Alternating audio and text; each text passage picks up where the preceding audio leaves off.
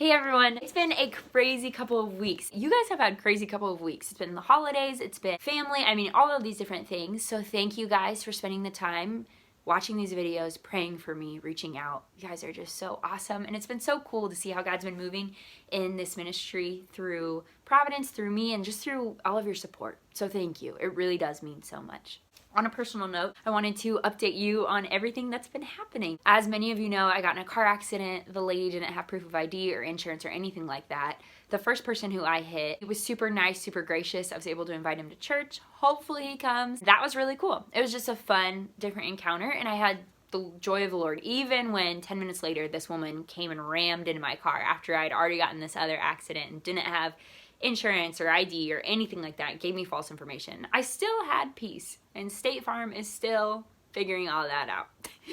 But God was just so gracious. Every single day, it was up and down, up and down, up and down. But for every down, God gave such a great, lovely, rejuvenating up.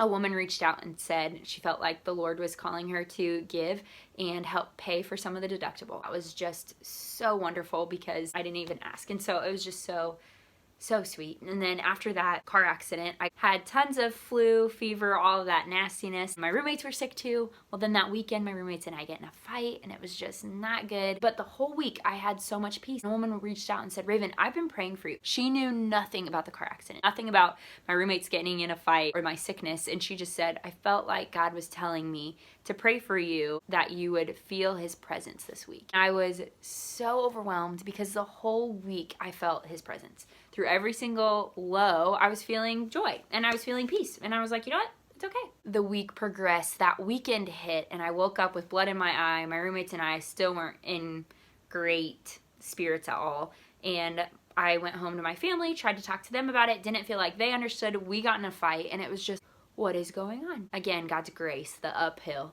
I went home and my roommate and I, one of them, got to talk and we had such an amazing conversation, and God was just so gracious, and I felt like, okay, I have some clarity, but I still needed to work it out with the other roommates who, that's what was really the strife. That next Sunday morning, I got up, prayed all morning, and just felt so at peace. Get to church, this woman comes up and gives me a note, and I said, what is this? And she goes, it's from someone in the church, but they want to be anonymous. I said, okay. Opened it, and it said, hey, we've heard you had a tough month. You've been doing a great job. We love you. Thanks for everything. And it was a gift card to the grocery store. And I had no groceries. My pantry was bare. And I was just so overwhelmed. And I don't cry easily at all. But just to have people that love you and care about you and listen to the Holy Spirit and would do something like that was just so gracious. And so that was just really cool. So that's up. The down. I swear, it feels like my life is sometimes a reality TV show. But in between services, I knew I needed to eat something because my family has been telling me, make sure you're eating, sleeping, taking care of yourself. I said, okay, I will. Brought a veggie burger, put it in the microwave. It was frozen. I'm cooking it. It's been about 4 minutes. Take it out. Still needs to be done. Put it back in. Well, all of a sudden, I start to smell it. I'm thinking, what is going on? I open it. It's a black.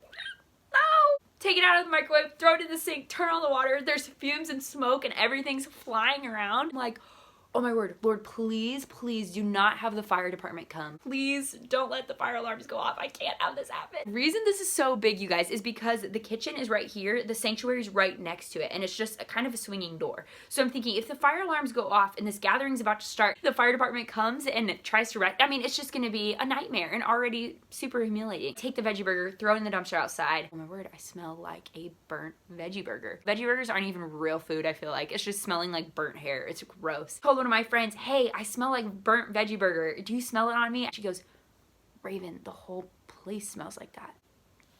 I see 3 guys run into the kitchen. They're freaking out. They're opening the microwave. They're going, oh, it's from here. It's from here. Do you guys know what happened? And I'm like, I am so sorry. And they go, you did this? The smell, you guys, I don't even know why. When we had opened up the microwave again and looked inside, there was just more smoke and fumes and nasty smell coming out of it. So I think we would have had to remove the microwave. We didn't, but it was so bad. The whole entire sanctuary smelled like burnt hair veggie burger.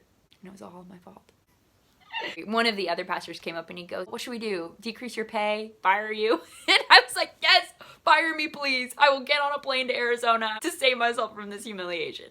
He's like, no, no, no, stop, Raven. And I'm like, I'm freaking out. He's like, it's fine. And then one of my friends, he goes, wait, that was your lunch? I'm gonna go buy you lunch. And I said, please don't. That's the worst thing anyone could do right now. No, this isn't about you. I'm gonna go bless you. Don't deprive me of a blessing. Sat there to make sure I ate it. He goes, Raven, you're running around trying to do all of these great things for God. And at the end of the day, the Lord just wants a relationship with you. And you can't run away from it. Just like that terrible smelly veggie burger, you can't run away from it. And I go, I know, it's so hard for me to abide because I want to do all these things. I want to check off boxes. And then I end up running around like this. And he goes, well, think about the Israelites. They forgot. We forget so easily.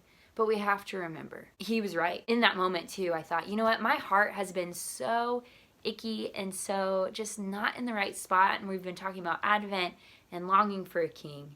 And I haven't really truly sat back and said, okay, Lord, what do you want me to do? This summer, I said, Lord, this should not be a job that I can do without you. Father, help me to be on my knees every single day, asking you for help. And if I don't do that, Lord, help it not to work out. And God has made that true. I do need to abide. We all need to abide. And just like that veggie burger reminded me of the state of my heart. You think you can mask it. You think you can cover it with all of these other things, but you can't. And at the end of the day, if it's burning, if it's gross, if it smells disgusting, it's going to seep out. And other people will see it eventually, even if you try to mask it. And I even went upstairs, took Febreze, and sprayed it in my hair to try and make it not smell as bad. And I changed my sweater, but it wasn't enough. I could still smell it on my skin. I could still smell it in the air. Just like our sin, just like our heart posture. As much as we try to perfect the outside, it's about what's on the inside. It was a great learning lesson. I love you guys. Thanks for watching. Talk to you later.